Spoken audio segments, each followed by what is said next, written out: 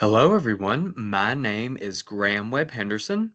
I am a junior studying mechanical engineering at the JB Speed School of Engineering. And today I will be presenting my final project for CSE-120 titled Roth IRA Python Program. Throughout this project, I will first establish some context on what Roth IRAs are, state the general goal and structure of the code, go through a detailed explanation of each individual part of the code, discuss some of my victories and challenges with creating this program, show two scenarios with the code actually working and given an output, and lastly, acknowledge my sources. So firstly, what is a Roth IRA? A Roth IRA is a very popular retirement account that starts with an initial contribution and is followed by regular contributions that accrue interest throughout the account's life. Roth IRAs are particularly attractive, especially to younger account holders, because contributions consist of after-tax money and interest is shielded from taxes. Contributions commonly come from a chunk of the holder's paycheck, but there is no set schedule as to when contributions come in or by how much. The only catch is that if the holder chooses to do something called maximizing contributions, they are set to strictly deposit $7,500.00 annually per the cap the IRS places on Roths. The rate of return, or interest rate, is solely based on the market, whose behavior can be roughly predicted but never precisely calculated. However, an expected rate of return can be calculated based on the market's behavior of the previous decade and the holder's risk score. A risk score is a relative factor that quantifies how risky the holder is willing to be with their money and diversifying their funds. The holder can also make a catch-up contribution, which is an extra annual contribution of $1,100.00 that can begin once the holder turns 50, even if they have already maximized their contributions. Lastly, Roth IRAs are created strictly for saving for retirement, meaning withdrawing from them is heavily discouraged. The holder can only withdraw from the Roth if they are beyond halfway through 59 years of age and meet certain qualifications that would permit a withdrawal, where the government will place a 10% penalty on earnings.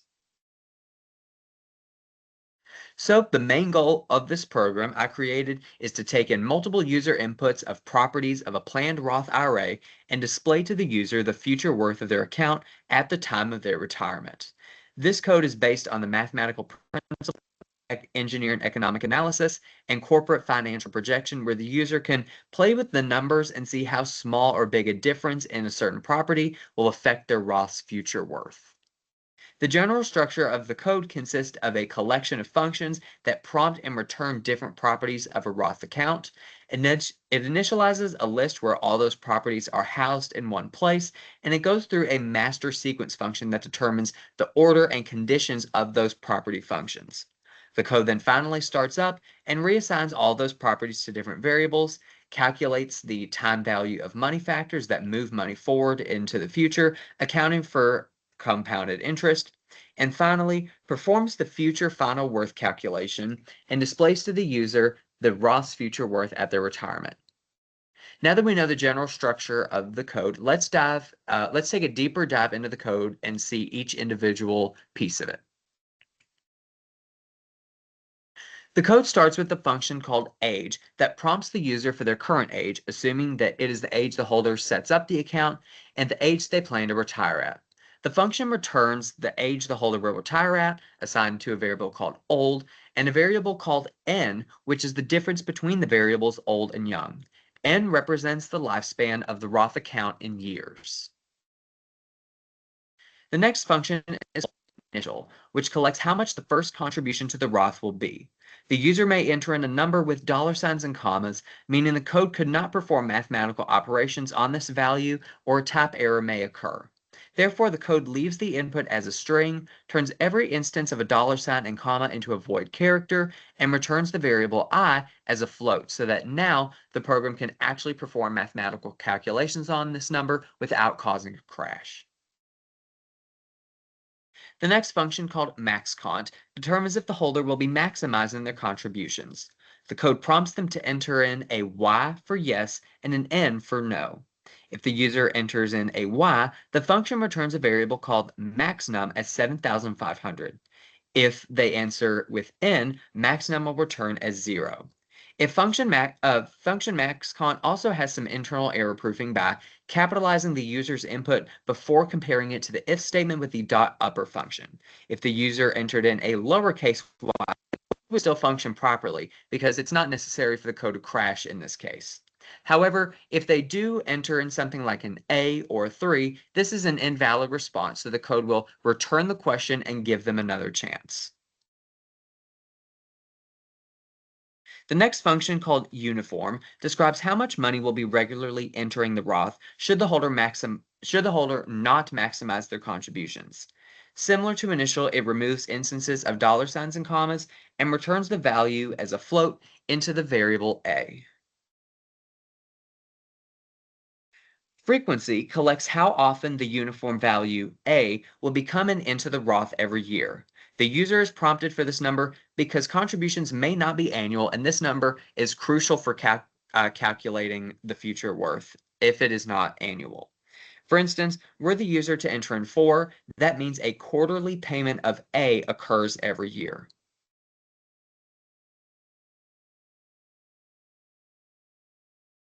The next function, called jCollect, determines if the uniform amount A is changing by a fixed percentage, meaning A will behave as a geometric series. For instance, say the holder's contributions to their Roth increase by 3% every year. The function asks the user, is this uniform amount changing by a fixed percentage? Should they answer yes, they will then be prompted for the exact percentage, and the function will return that percentage in the variable j, removing instances of percent symbols to prevent crashes. If they answer no, J will return as 0, meaning that A is not changing by a fixed percentage. If this code features an inherent limitation in that it assumes that the user will enter the percentage in percent notation and not its true multiplicative value. For instance, it assumes the user will enter in something like 3.51% and not 0.0351. The code also error proofs itself by looping the question should the user enter an invalid response to the yes or no prompt. gCollect behaves identically to jCollect, but rather asks the user if the uniform value A is changing linearly. Instead of a fixed percentage, say increasing by 3% every year, the uniform value may increase $100 per year. The amount that A is changing per year is constant, meaning A exhibits a sort of y equals mx plus b behavior over time. iCollect prompts the user to enter in their Roth's expected rate of return, assuming the user will enter in the number as a percent. Similarly to before, this function error proofs itself by removing instances of percent symbols and suffers from the limitation of assuming the entry is in percent notation. The last property function is called catch-up, that determines whether the user will be making the $1,100 catch-up contribution starting at age 50.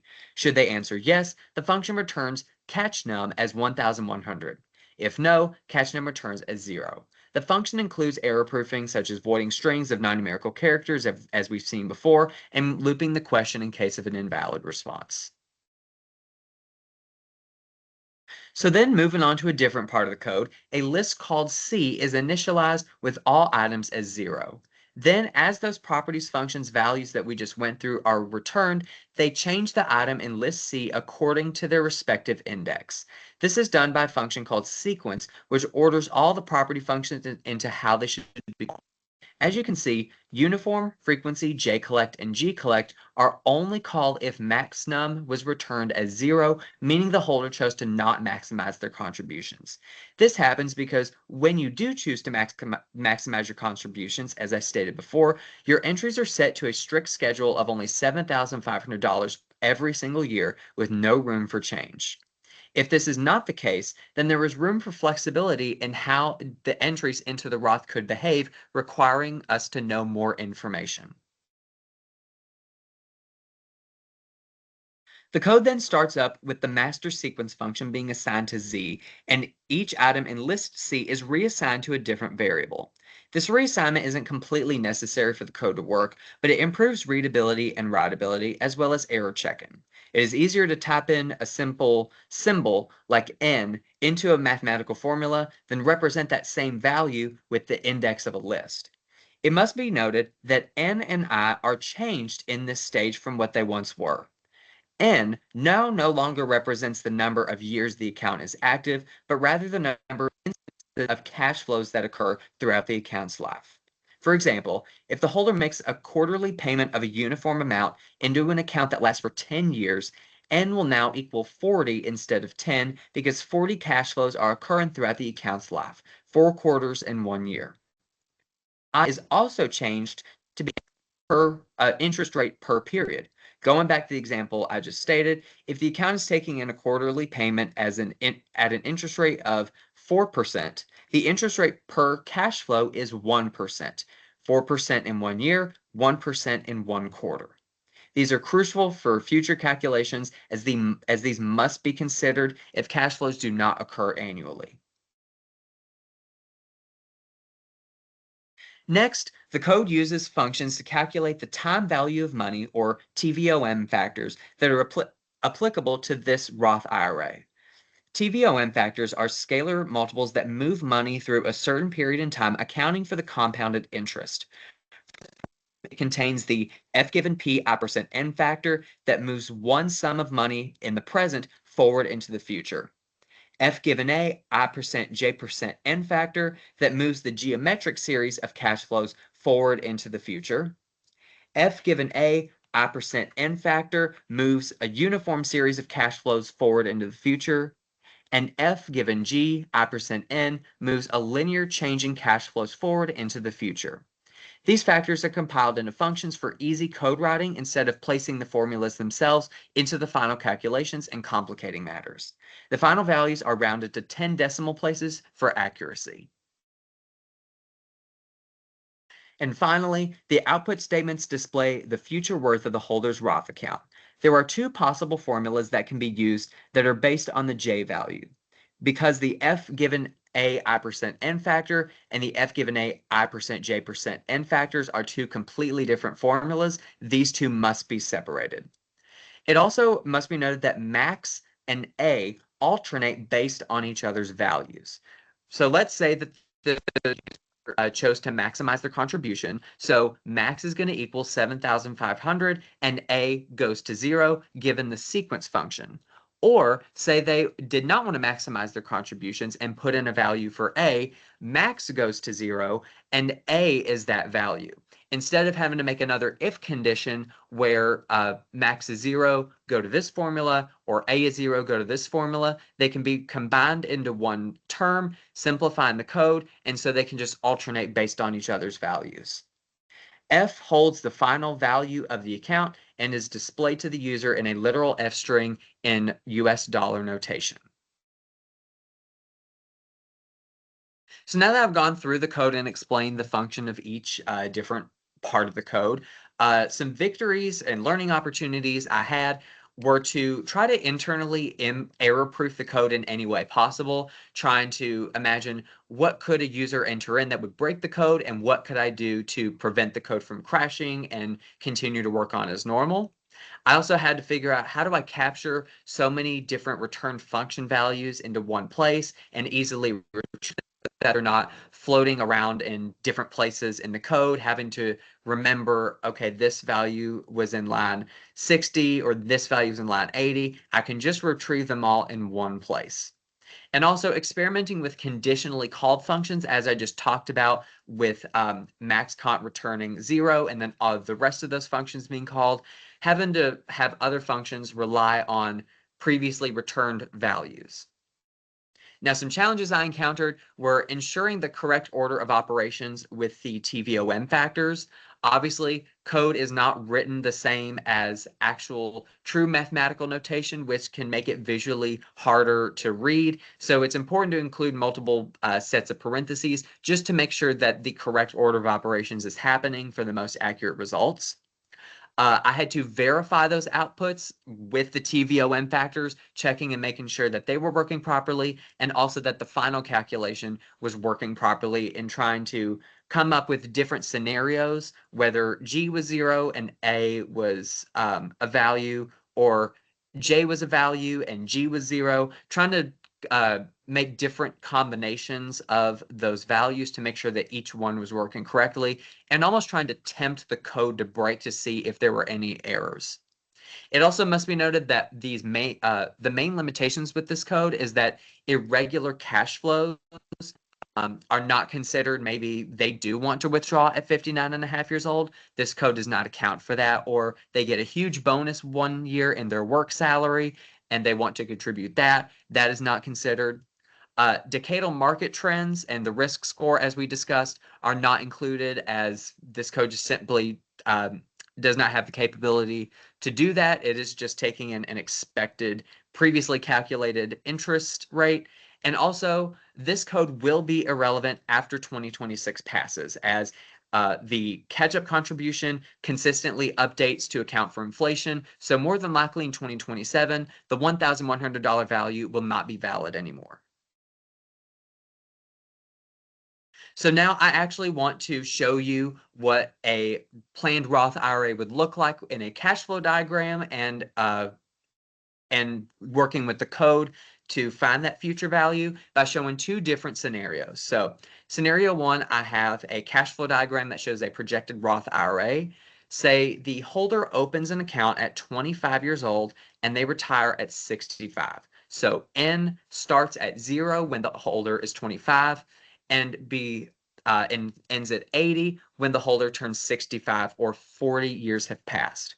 The initial contribution is $3,000, and $1,000 is entering the Roth semi-annually, twice a year. This is why you're seeing two cash flows per year. You're seeing one cash flow at 25 and a half years old and one cash flow at 26 years old. As I said, N does not represent the number of years, but rather the instances of cash flows. And during this 40-year Roth IRA, we have 80 instances of cash flows. J is 0.5%, so A is increasing by 0.5% every cash flow, as you can see from this curved green line. The expected interest rate is 4.03%, and catch-up contributions are not made this time. So looking at the output, it goes through asking the user how old are they, how old will they be when they retire, and asking them their initial contribution. And then it asks them for their, are you maximizing your yearly contributions? This time the user answered no. And so it goes through all those questions that I discussed, where hey, how much is regularly entering their account? Is it annual? Is it not annual? Is it changing by a fixed percentage? By what percentage? Is it changing by a linear amount? And then goes back to the questions that are asked regardless of whether they chose to maximize the contributions such as interest rate and the catch-up contribution. And by the end of this code, we can see that this holder will have $242,046.47 in their Roth IRA when they retire at 65 years old. So then going on to the second scenario, I chose a few different combinations of characteristics of this Roth. For instance, the holder opens the account at 30 years old, which in my opinion is a little too late to start it, and they retire at 62 years old. The initial contribution is $5,000, and annual contributions are maximized. So they are set to making a $7,500 deposit into the account every single year. No questions, that is what it's going to be. Their expected interest rate is 2.54%, and they do make their catch-up contributions starting at 50 years old. So as you can see, N corresponds one time per year. Once N reaches 20 or the holder reaches 50, those catch-up contributions start up. Even though the holder has already maximized their contributions, the IRS still does allow you to make a catch-up. So then going over to the code output, it asks them, how old are you? How old will you be when you retire? And their initial contribution. And they respond yes to maximizing their annual contributions. So the code does not go through all those questions of frequency and uniform value and J and G, because it knows, okay, I am set to put in $7,500. It is not changing and it is occurring annually. So it doesn't need to ask those questions. Then it asks for expected interest rate, and then the catch up, to which they respond yes. And at calculation, the Roth IRA comes out to having $389,982.08 in that holder's Roth. So lastly, I would just like to acknowledge my sources really quickly. Thank you to Retire Path VA and United Bank for giving me a lot of good insight and information into how Roth IRAs work and getting into the more legal nitty-gritty stuff of how they work. And also to Jacob Pryor, who is actually my personal financial advisor. And he actually gave me the inspiration to do this project when we were planning out my own personal Roth IRA. And just to acknowledge, for this project, I did not use any sort of generative artificial intelligence tools such as Gemini or Copilot, ChatGPT, to make any code, outline, or test it. So thank you so much for listening. I appreciate your time, and I hope that this was informative for you.